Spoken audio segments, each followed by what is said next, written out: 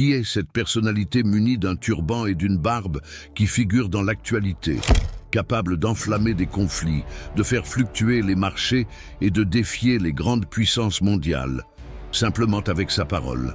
On l'appelle Ayatollah. Cependant, ce que beaucoup ignorent, c'est que nous ne faisons pas référence uniquement à un chef religieux. On évoque ici des architectes du pouvoir, des individus qui associent l'autorité spirituelle au contrôle politique et économique dans une des zones les plus cruciales du globe. Il s'agit de juges, de tacticiens, de chefs d'escadron et également des voix que des millions perçoivent comme le lien direct avec la volonté divine.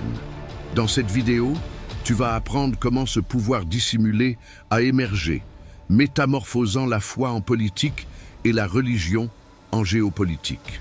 Préparez-vous, car saisir la notion d'ayatollah, c'est avoir l'une des clés pour décrypter la dynamique du pouvoir au XXIe siècle.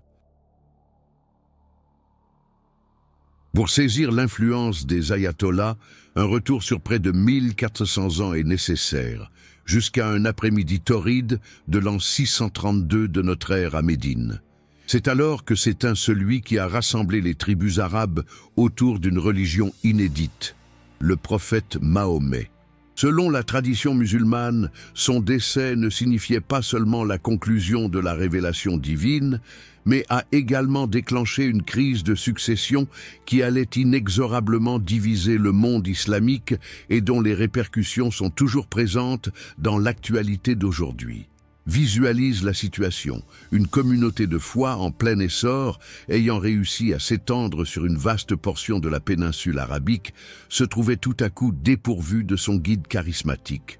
Il n'existait aucun testament, aucune directive claire de succession, ni d'institutions en place.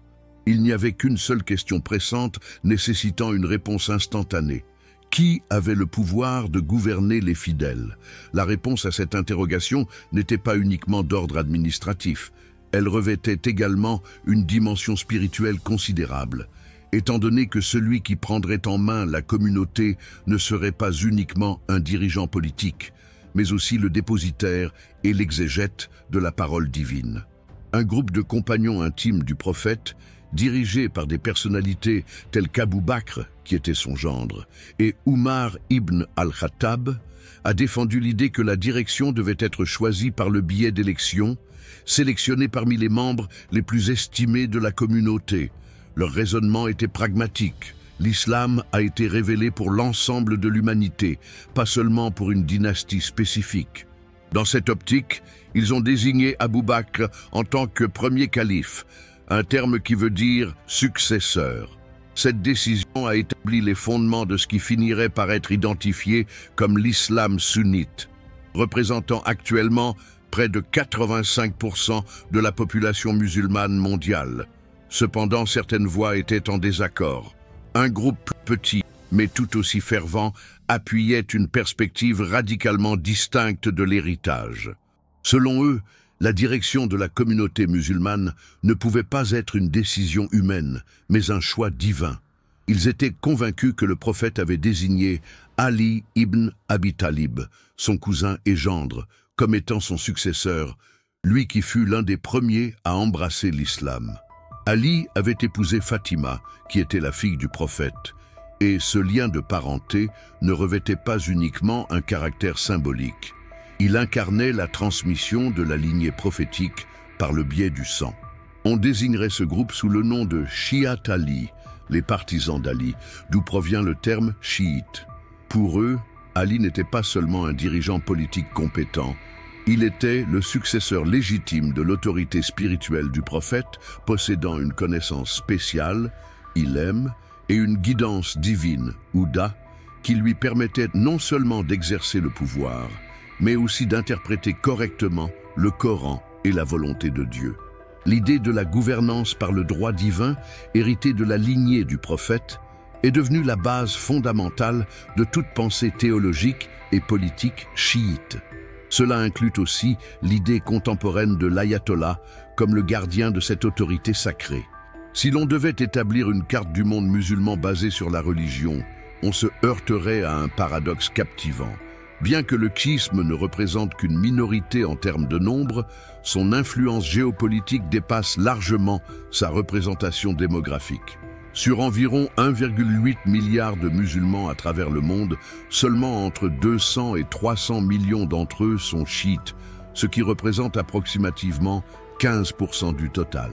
Toutefois, cette minorité détient le contrôle sur des nations stratégiques clés, possède une part significative des réserves mondiales d'hydrocarbures et a su étendre son influence du Golfe Persique à la Méditerranée. L'histoire expliquant pourquoi cette minorité religieuse s'est retrouvée dans des zones si particulières est une chronique de conversion, de conquête, de persécution et de déplacement qui s'étale sur plus d'un millénaire. L'Iran, qui est aujourd'hui le centre du chiisme moderne, n'a pas toujours été majoritairement de cette confession. Au cours des premiers siècles islamiques, la région que nous appelons actuellement Iran était le foyer d'un mélange complexe de populations zoroastriennes, chrétiennes, juives et musulmanes, comprenant aussi bien des sunnites que des chiites. C'est au cours du XVIe siècle, avec l'avènement de la dynastie safavide au pouvoir, que le chiisme a été consacré comme religion d'État en Perse, modifiant progressivement l'identité religieuse de l'ensemble de la région. La situation en Irak est encore plus complexe. Bien que les villes sacrées de Najaf et Karbala, essentielles pour le pèlerinage chiite mondial, soient situées dans le pays, celui-ci a été sous la coupe de minorités sunnites durant plusieurs siècles. D'abord sous l'Empire ottoman, puis sous la monarchie hachémite et le règne de Saddam Hussein. Après l'invasion américaine de 2003 et la chute de Saddam, qui ont vu la majorité chiite en Irak, environ 60% de la population, accéder au pouvoir politique, un nouvel axe d'influence chiite a vu le jour au sein du monde arabe, perturbant lourdement les équilibres régionaux. Le Liban nous présente un autre exemple captivant de présence chiite. Dans ce pays, les chiites représentent approximativement 30% de la population. Cependant, grâce à des groupes tels que le Hezbollah, ils ont su s'imposer comme la puissance militaire et politique la plus influente. Ce groupe exerce non seulement un contrôle sur de grandes régions du sud et de l'est libanais, mais possède également une armée que beaucoup jugent plus forte que les forces militaires officielles du Liban. Le Hezbollah, dont le nom signifie « parti de Dieu », se manifeste ouvertement comme un membre de l'Axe de résistance, orchestré par l'Iran, illustrant la manière dont les liens religieux dépassent les limites territoriales. Dans des nations telles que le Pakistan, l'Inde, l'Afghanistan et les monarchies du Golfe Persique, on observe d'importantes communautés chiites qui cohabitent souvent avec des majorités sunnites dans un climat de tension. Par exemple, en Arabie saoudite, la communauté chiite est majoritairement localisée dans la province de l'Est, précisément dans la région où sont situées les plus vastes réserves de pétrole du royaume. Cette concordance géographique n'est pas accidentelle et confère une dimension géopolitique essentielle aux conflits sectaires. Chaque prise de parole d'un ayatollah influent, chaque aggravation des tensions entre l'Iran et l'Arabie saoudite, chaque conflit sectaire dans la région a un effet direct sur ces communautés éparpillées qui se retrouvent fréquemment coincées entre des allégeances religieuses transnationales et des nationalités qui peuvent les considérer avec méfiance. Pour saisir pleinement la puissance et le contrôle des ayatollahs, il est essentiel d'explorer l'un des principes les plus profonds et mystiques du chiisme, l'établissement de l'imamat. Dans le sunnisme, un imam est simplement la personne qui conduit les prières dans une mosquée. En revanche, dans le chiisme, un imam, avec une majuscule, représente une notion totalement distincte. C'est un individu doté d'une autorité divine, irréprochable en termes de religion, et l'unique interprète reconnu de la volonté divine sur notre planète. Ce décalage conceptuel n'est pas uniquement théologique, il est fondamental pour l'édification de la totalité du système de pouvoir qui engendrerait finalement l'autorité des ayatollahs. D'après l'enseignement chiite, suite au décès du prophète Mahomet, la direction divine n'a pas cessé d'exister dans le monde. Elle a été assurée par une succession continue d'imams, débutant avec Ali ibn Abi Talib. Ces imams n'ont pas été élus par les hommes ni revendiqué leur rôle de dirigeants. Ils ont été choisis directement par Dieu, chacun désignant son héritier grâce à un mandat divin connu sous le terme de Nas. Cette lignée de succession ne se limitait pas à des aspects administratifs. Chaque imam recevait non seulement le pouvoir politique pour gouverner la communauté, mais également un savoir ésotérique unique, Ilm al-Batin, lui permettant d'expliquer les sens dissimulés du Coran et de saisir la réelle volonté divine. Dans le chiisme, la notion d'imam dépasse nos classifications occidentales traditionnelles de direction religieuse. Ce n'est pas uniquement un prêtre, ce n'est pas seulement un roi, ce n'est pas seulement un prophète. On pourrait dire que c'est tout cela et rien de tout cela à la fois. Selon la foi chiite, chaque imam détient 3 caractéristiques fondamentales. L'infaillibilité, isma, qui le préserve de toute faute dans les affaires de foi, la connaissance divine, ilm, lui permettant d'accéder à des vérités secrètes inaccessibles aux simples mortels, et l'autorité suprême, wilaya, qui le désigne comme le leader incontestable de l'ensemble de la communauté musulmane. Cet ensemble de caractéristiques confère à l'imam un caractère quasi surnaturel, le positionnant comme un lien entre la dimension terrestre et le domaine divin. Les imams chiites n'étaient pas seulement des figures de pensée ou mystiques, ils étaient de véritables individus qui ont vécu, enduré et sont décédés dans des conditions fréquemment dramatiques. Ali, le premier imam, a été tué pendant qu'il faisait sa prière à la mosquée de Koufa. Hussein, son fils et le 3e imam, a péri avec 72 de ses fidèles lors du combat de Karbala en 680. Une tragédie rappelée chaque année par des cortèges funèbres qui peuvent attirer des millions de personnes. Chacun des imams qui ont succédé a subi persécution, exil ou est mort de manière violente, engendrant un récit de martyrs et de résistance qui marque profondément toute la culture chiite. Cela peut expliquer en partie pourquoi beaucoup de chiites contemporains sont enclins à défier les autorités qu'ils considèrent comme illégitimes. Ce récit de souffrance et de martyrs n'est pas simplement une narration historique. Il constitue un prisme par lequel de nombreux chiites perçoivent les événements actuels. Lorsque qu'un ayatollah iranien évoque la résistance contre les États-Unis ou Israël, lorsque le Hezbollah se positionne comme défenseur des opprimés, lorsque les chiites irakiens s'engagent contre des organisations telles que l'EI, ils agissent dans l'optique d'un récit qui remonte à ces premiers imams martyrs. L'autorité des ayatollahs contemporains ne découle pas uniquement de leur érudition religieuse ou de leur statut institutionnel. Elle provient aussi de leur aptitude à se lier à cette mémoire collective d'injustice et de lutte, se posant comme les successeurs spirituels de ces dirigeants inspirés qui ont opté pour la mort plutôt que de trahir la vérité. L'histoire du schisme ne suit pas un parcours linéaire, mais ressemble plutôt à une rivière qui a pris diverses directions au cours des siècles, chaque courant présentant ses propres convictions sur l'identité des véritables imams et leur nombre. Toutefois, un certain courant a finalement pris le pas sur l'ensemble du monde chiite actuel, les duodécimains, aussi appelés Ithna Ashari, qui constituent près de 90% de la communauté chiite mondiale.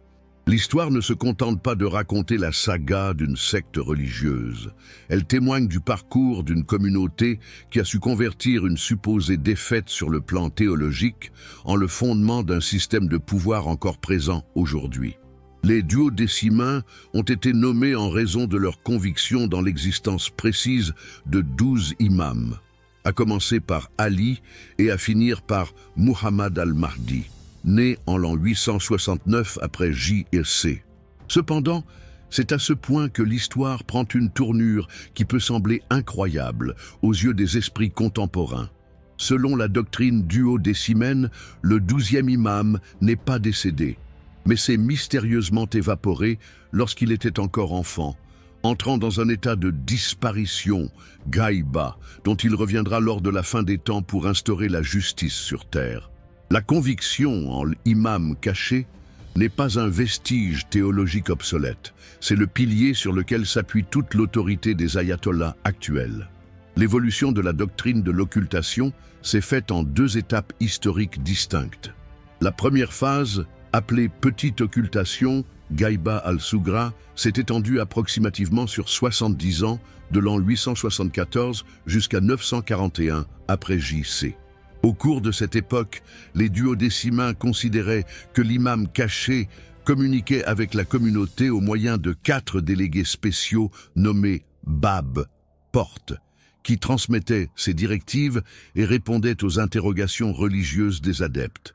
C'était une période d'espoir et d'anticipation, car la communauté conservait un lien direct, bien qu'intermédiaire, avec son chef désigné par le ciel. Toutefois, suite au décès du 4e Bab en 941, une période connue sous le nom de Grande Occultation, Ghaiba al-Kubra, a débuté et se poursuit encore à l'heure actuelle.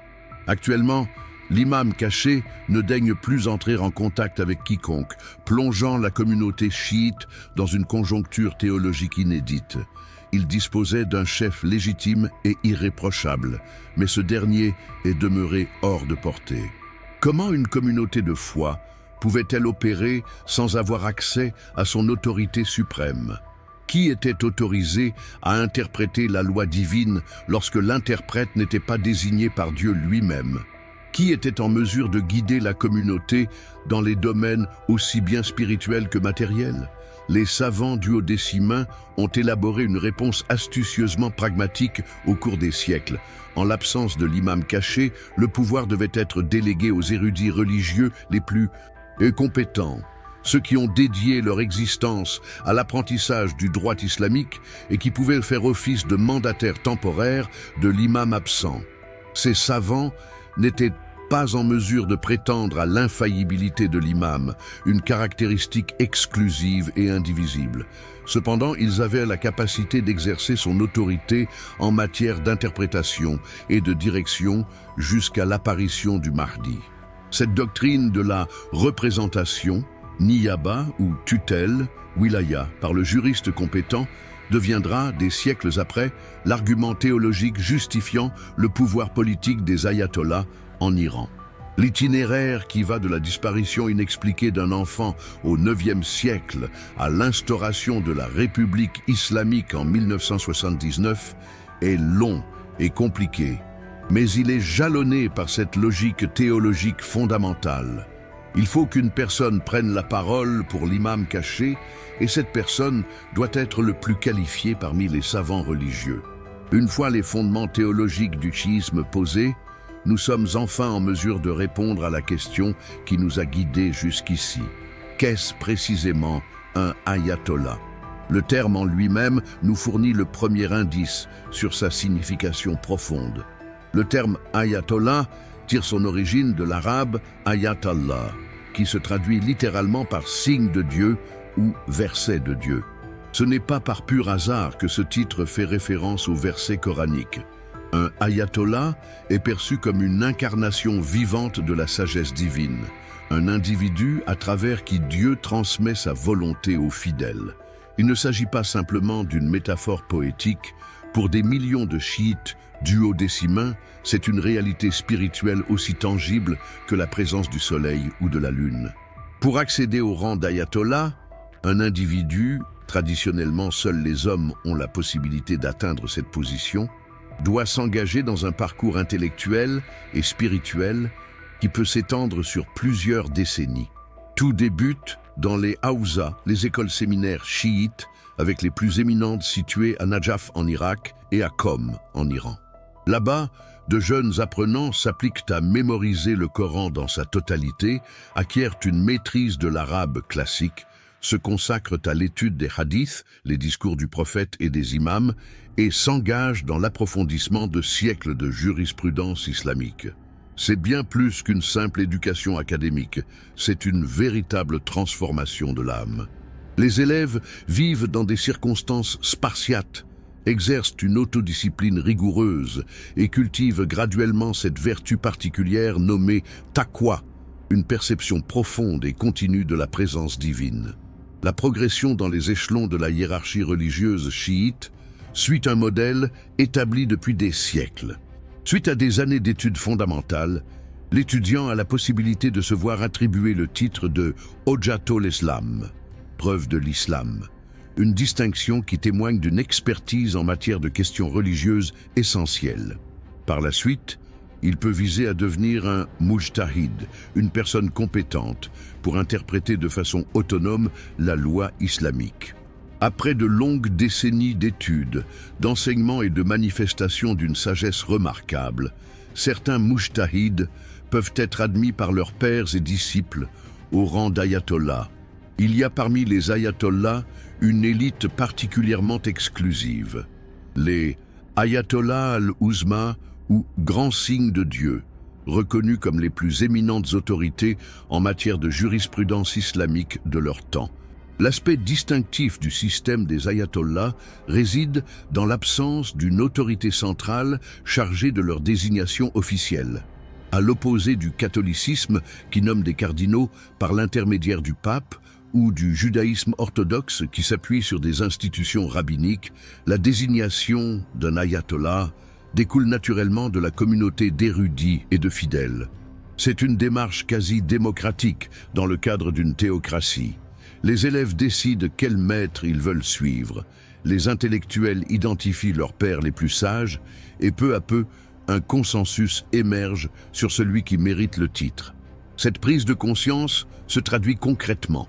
Les fidèles commencent à solliciter l'érudit avec leurs interrogations religieuses, istifta, le consultent sur des problématiques juridiques et éthiques et surtout lui font parvenir le khums, une taxe religieuse de 20% sur certains revenus qui représente un financement autonome considérable. L'autorité d'un ayatollah ne découle pas de forces militaires ou d'organisations gouvernementales, mais plutôt de quelque chose d'infiniment plus nuancé et possiblement plus fort. L'engagement volontaire de millions d'individus qui perçoivent ces décrets comme une direction divine pour leur existence quotidienne. Quand un ayatollah prononce une fatwa, décision religieuse, sur divers sujets, allant des règles de jeûne pendant le mois de Ramadan à la validité des opérations bancaires actuelles, ses fidèles ne la respectent pas par obligation légale, mais plutôt par conviction spirituelle intense. C'est une sorte de pouvoir qui dépasse les limites nationales, les régimes politiques et les classifications traditionnelles occidentales. Un ayatollah puissant peut compter des fidèles dans plusieurs pays, constituer des réseaux de fidélité fonctionnant en dehors du cadre des États-nations et rassembler des moyens humains et financiers à une dimension qui serait insignifiante pour beaucoup d'entreprises multinationales. Pour saisir pleinement la particularité du système iranien, il est indispensable d'examiner comment les ayatollahs agissent dans le reste du monde chiite, où ils détiennent une forme de pouvoir totalement distincte, mais tout aussi importante. Peut-être que l'exemple le plus pur de l'autorité traditionnelle des ayatollahs se trouve en Irak, sur le site sacré des villes de Najaf et Karbala. Des personnalités telles que le grand ayatollah Ali al-Sistani, un Iranien devenu l'autorité la plus respectée du chiisme irakien, exercent une influence considérable sur le plan moral et religieux sans détenir de postes politiques officiels. Sistani incarne l'exemple traditionnel du marja al-taqlid, source d'imitation, un ayatollah dont l'autorité émane exclusivement de sa reconnaissance en tant que l'interprète le plus judicieux de la loi islamique de sa génération. Des millions de chiites à travers le monde, pas uniquement en Irak mais également en Inde, au Pakistan, dans le Golfe Persique et même dans les communautés diasporiques en Europe et en Amérique, le voient comme leur leader spirituel suprême. Lorsqu'il s'exprime, Sistani ne le fait pas en tant que politicien en quête de voix ou fonctionnaire appliquant des politiques. Il parle en tant qu'individu reconnu par les fidèles comme le plus légitime représentant de l'imam caché sur terre. Ses discours sur des sujets aussi variés que la bioéthique et les finances islamiques attirent l'attention de millions de personnes, donnant naissance à une gouvernance mondiale non officielle, mais d'une efficacité remarquable. L'impact de Sistani s'est révélé de manière tragique pendant les périodes les plus critiques de l'histoire récente de l'Irak. En 2004, alors que le pays semblait sur le point d'entrer en guerre civile, une simple déclaration de sa part a su rassembler des centaines de milliers de chiites pour se déplacer pacifiquement vers Najaf, mettant ainsi un terme à la révolte de Muqtada al-Sadr. En 2014, face à la menace de l'État islamique de s'emparer de Bagdad et d'exécuter un génocide contre les minorités religieuses, sa fatwa exhortant à la défense sacrée a rassemblé des milliers de bénévoles qui ont intégré les rangs des forces irakiennes. Cependant, ce qui est le plus frappant, c'est ce que Sistani n'a pas entrepris.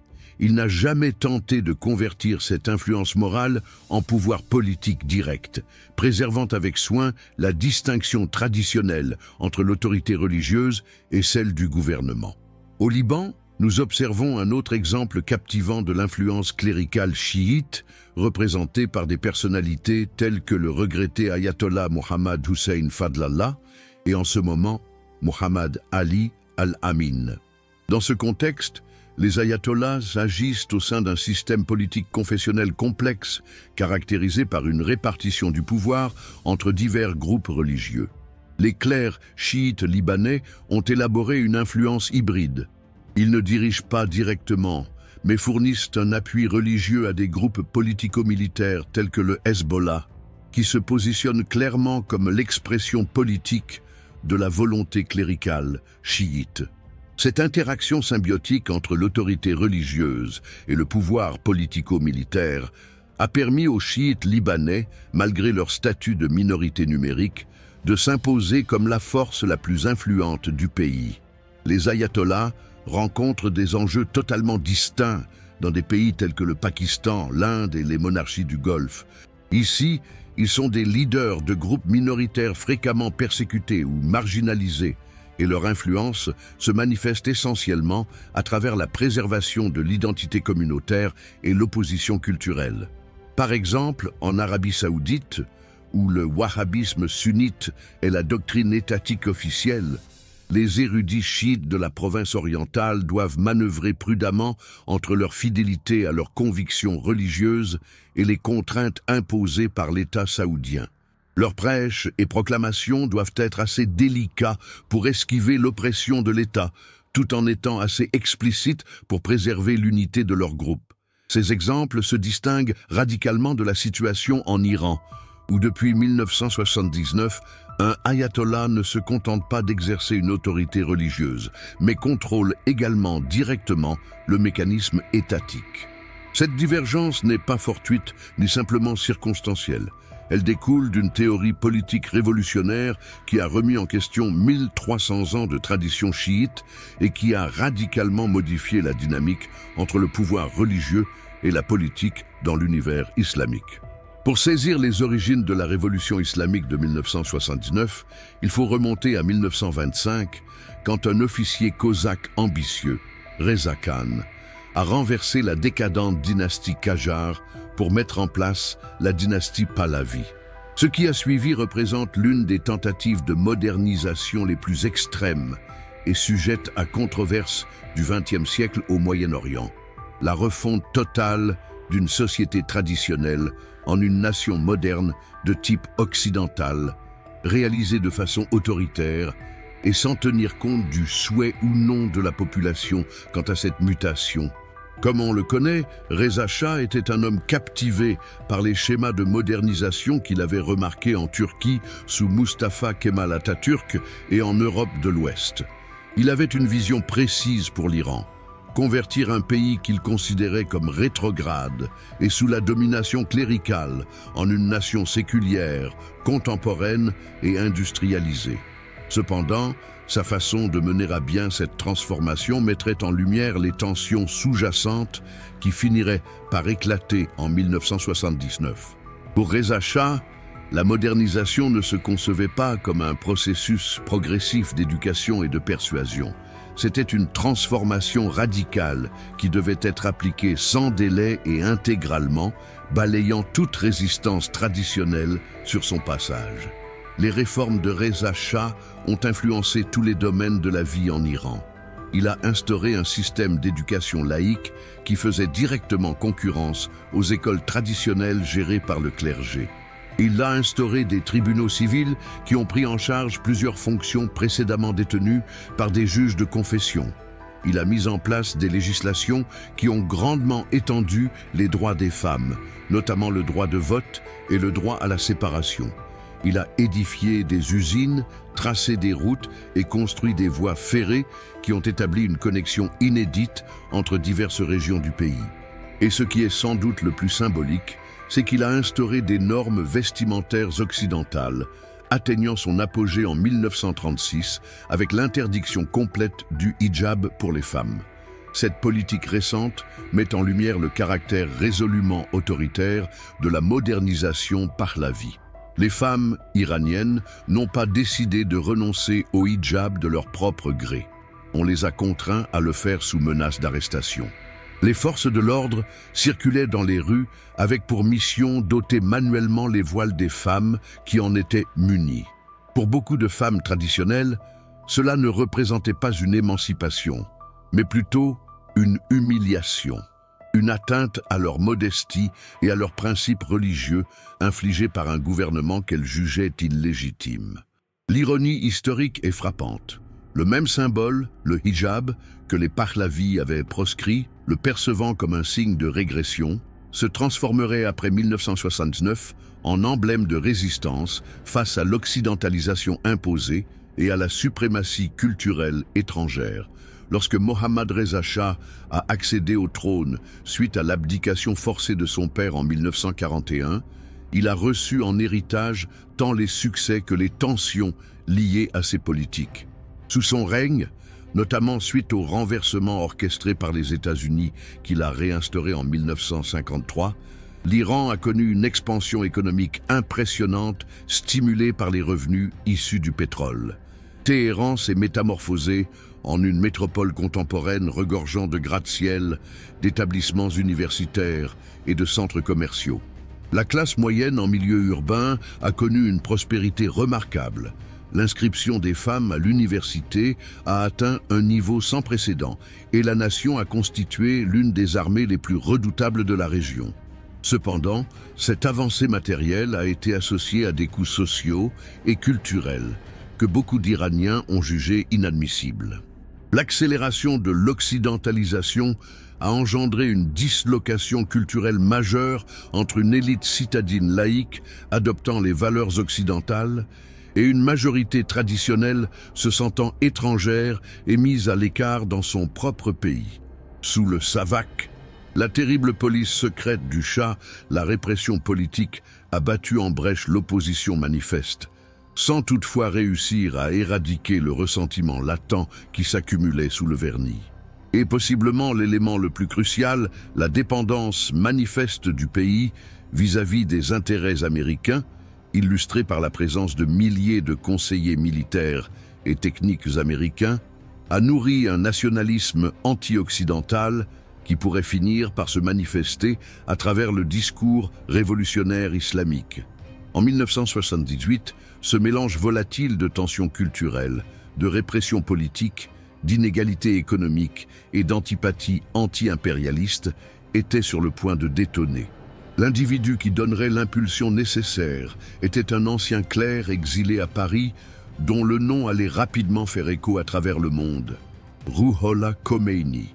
Rouhollah Khomeini incarne l'un des paradoxes les plus captivants de l'histoire contemporaine.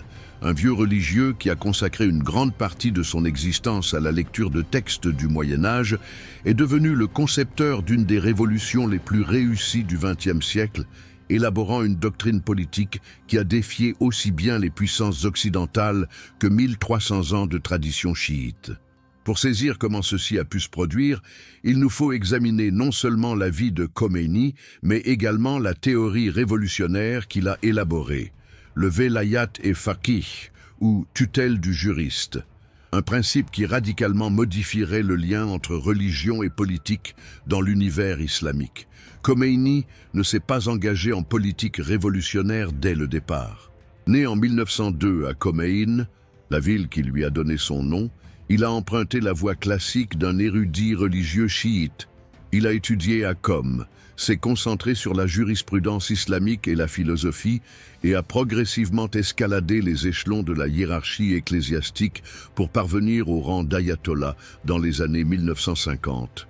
Durant plusieurs décennies, il s'est focalisé sur des questions strictement religieuses, composant des traités de droit islamique et instruisant des élèves. Ce qui le séparait de nombreux confrères n'était pas son extrémisme politique, qui viendrait par la suite, mais plutôt son remarquable savoir-faire en philosophie islamique et sa capacité à lier des concepts abstraits à des situations politiques tangibles. La vie de Khomeini a pris un tournant rocambolesque dans Recovery dans les années 1960, quand le Shah Mohammad Reza Pahlavi a introduit la Révolution blanche, un ensemble de réformes qui comprenait la redistribution des terres, le droit de vote pour les femmes et une initiative d'alphabet. Pour beaucoup d'observateurs de l'Ouest, ces réformes paraissaient progressistes et avantageuses. Khomeini, cependant, percevait cela comme quelque chose de plus sinistre, une offensive organisée contre l'islam traditionnel, l'indépendance nationale iranienne et la légitimité du clergé en tant que défenseur des principes islamiques. Ces prêches et proclamations ont progressivement pris une tournure politique, atteignant leur apogée avec une série de discours en 1963 qui ont abouti à son arrestation, son incarcération et finalement son exil. Durant ces 15 ans d'exil, initialement en Turquie, suivi de son séjour à Nadjaf, en Irak, et finalement à Naufle-le-Château, en France, Khomeini a élaboré et structuré sa théorie révolutionnaire du Velayat et Faqih. Il a introduit sa doctrine révolutionnaire, tant théologiquement que politiquement, lors d'une série de conférences à Najaf en 1970. Historiquement, les savants chiites ont affirmé que sans la présence de l'imam caché, leur pouvoir était confiné à des questions strictement religieuses, comme l'exégèse de la loi, le règlement de conflits familiaux et l'orientation spirituelle. On considérait que l'autorité politique temporelle était intrinsèquement corrompue et que les savants dévots devaient rester à l'écart jusqu'à l'arrivée du Mahdi. Khomeini a défié ouvertement cette tradition séculaire. Sa thèse était délicatement simple mais profondément subversive.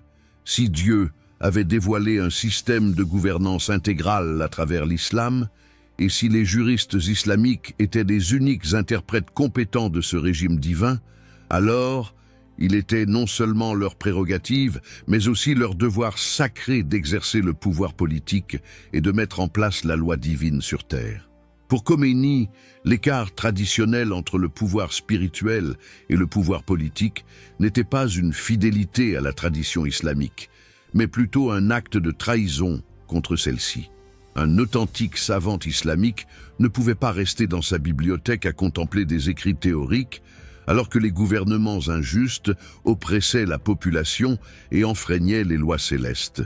Le Velayat et Faqih ne servait pas uniquement de raison pour l'implication des religieux en politique, c'était un système intégral de gouvernance théocratique. D'après Khomeini, chaque période doit avoir un juriste suprême, Valier Faqih, détenant non seulement l'autorité religieuse maximale, mais également une autorité politique sans limite. Ce dirigeant ne serait pas choisi par le peuple puisque la souveraineté réside en Dieu et non en l'homme, mais désigné par d'autres sages qualifiés comme étant le plus apte à comprendre et à appliquer la volonté divine.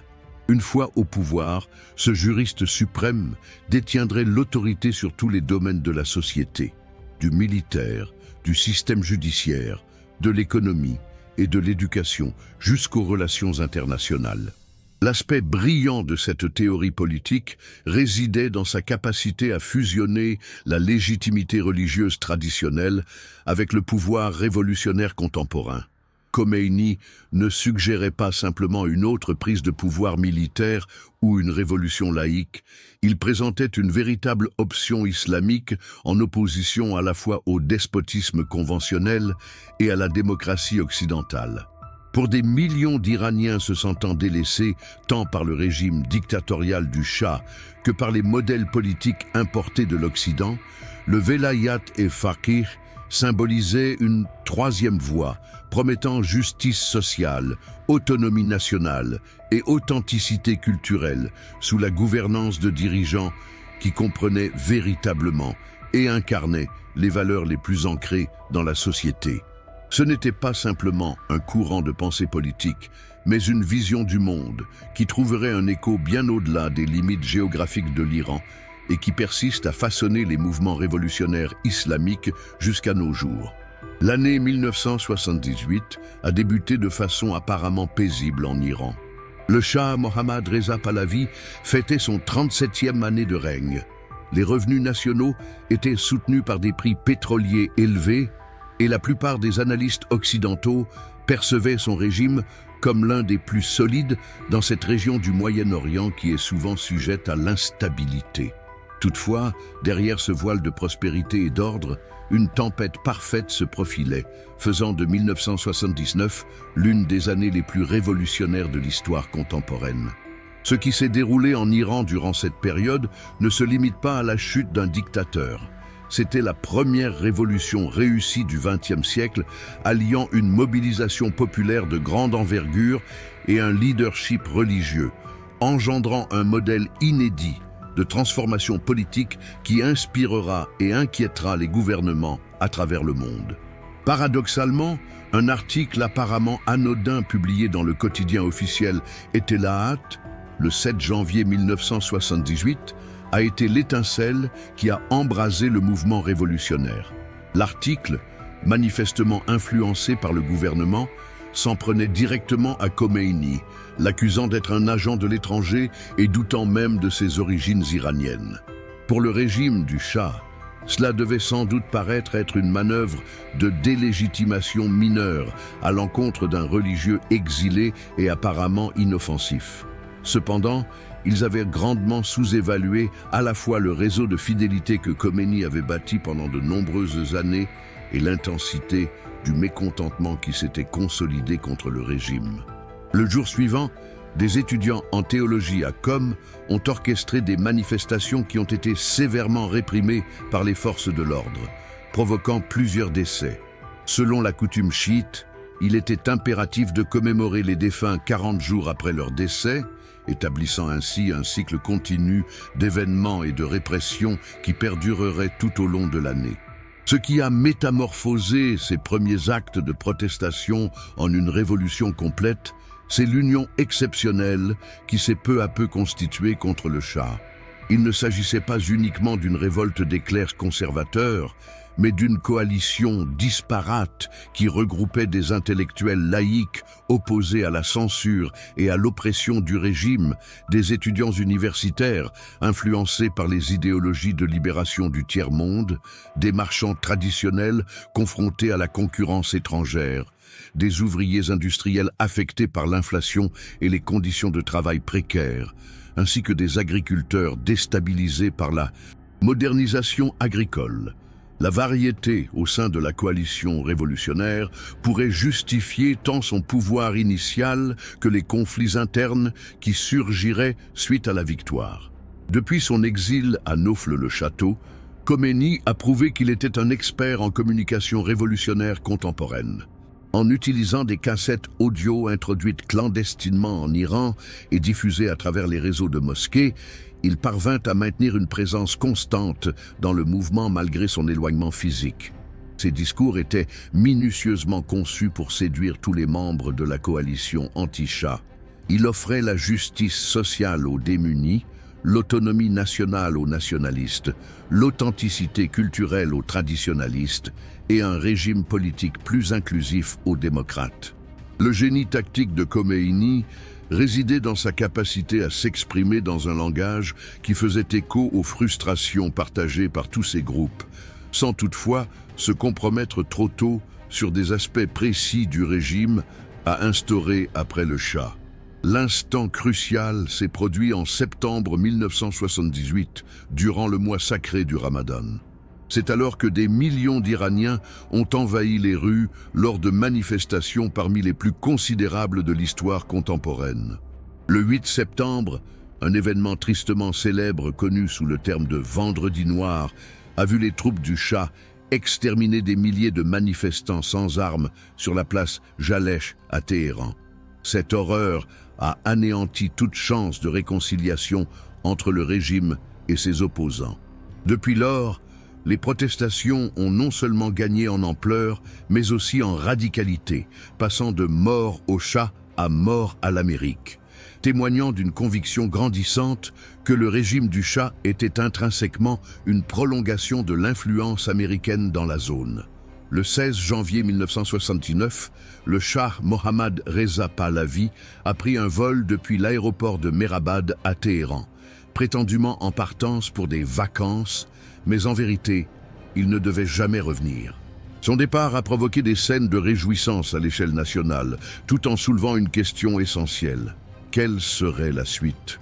Après près de 15 ans d'exil, Khomeini a regagné l'Iran le 1er février sur un vol d'Air France, où il a été accueilli par une marée humaine estimée à 5 millions de personnes, l'une des plus grandes rassemblements jamais observés.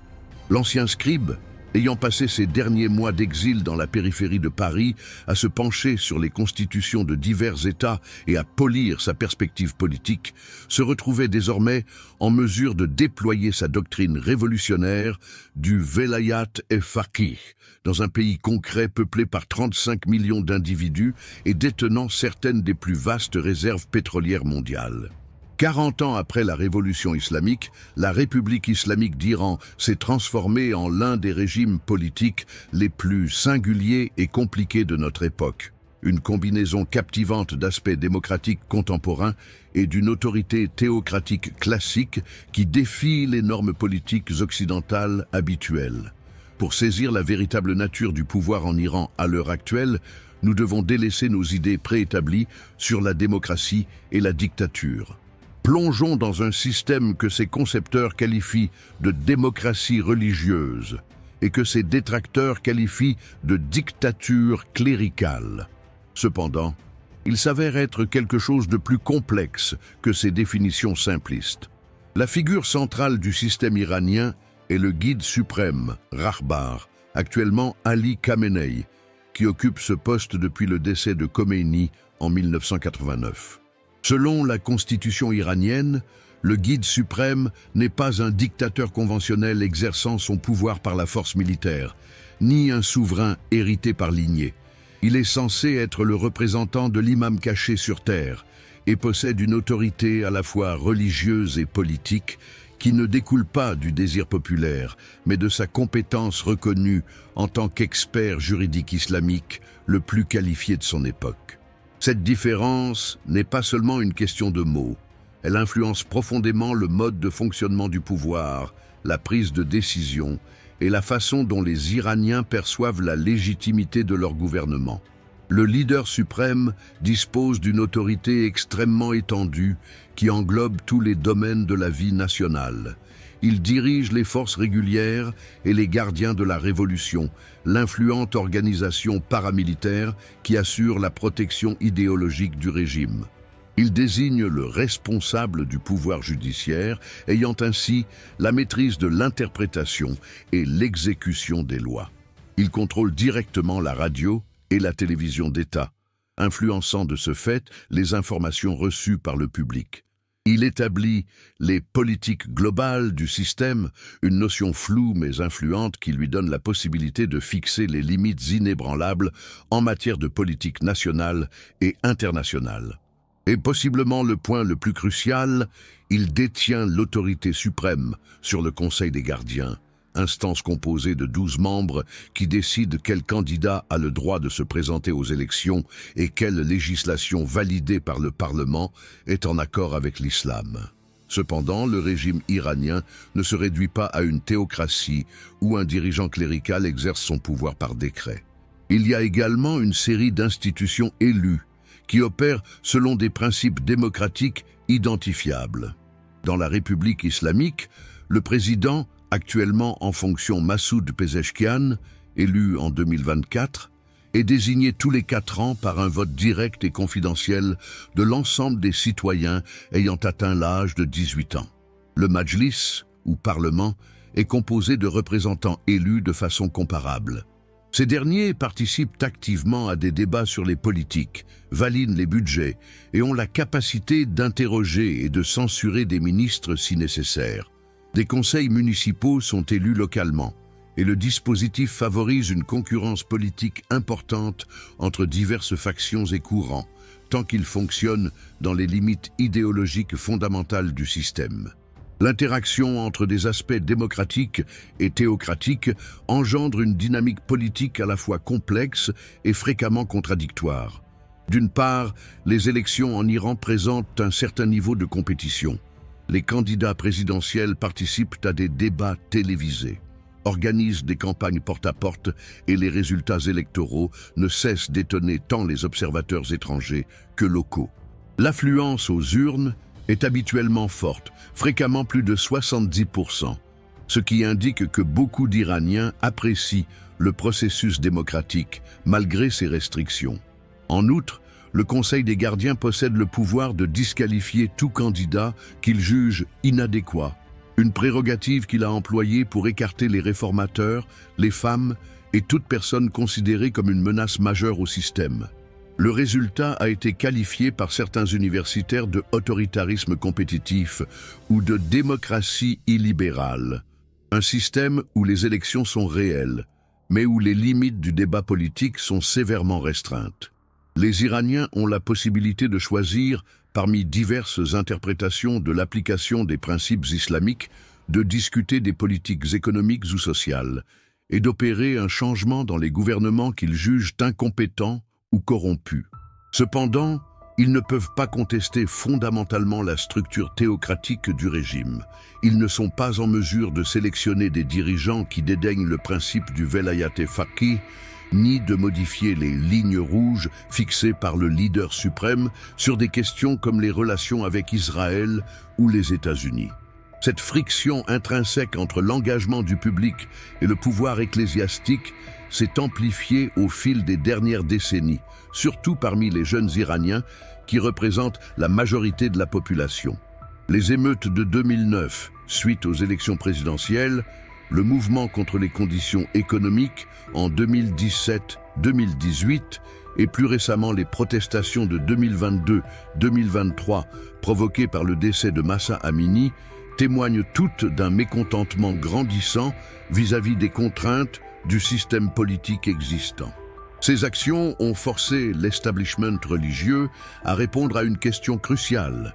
Un système fondé sur l'autorité religieuse peut-il évoluer en fonction des désirs démocratiques d'une population de plus en plus instruite, reliée au monde entier et méfiante des contraintes conventionnelles? La réponse à cette question aura non seulement des répercussions sur le futur de l'Iran, mais aussi sur l'héritage historique de l'expérience singulière initiée par la théorie du velayat-e faqih de Ayatollah Khomeini. Au-delà de 4 décennies d'existence, la République islamique a prouvé sa résilience. Cependant, elle est confrontée à des défis structurels qui transcendent toute crise politique passagère. Comment un régime qui fonde sa légitimité sur l'autorité religieuse traditionnelle peut-il répondre aux aspirations d'une société en constante modernisation? Peut-il se transformer sans sacrifier son caractère théocratique?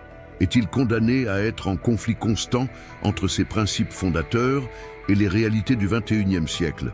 En conclusion de notre parcours pour comprendre la notion d'ayatollah, nous avons été confrontés à un paradoxe qui résume parfaitement les complexités du monde actuel. Les ayatollahs actuels ne sont pas uniquement des reliques d'un passé médiéval, mais des acteurs contemporains qui ont su adapter des traditions millénaires aux enjeux du pouvoir moderne. Ils ont établi des entités alliant l'autorité religieuse traditionnelle à des technologies de communication avancées, élaboré des doctrines politiques fusionnant le droit islamique médiéval avec les notions de souveraineté moderne et bâti un système gouvernemental qui se veut à la fois profondément enraciné dans la tradition et résolument novateur.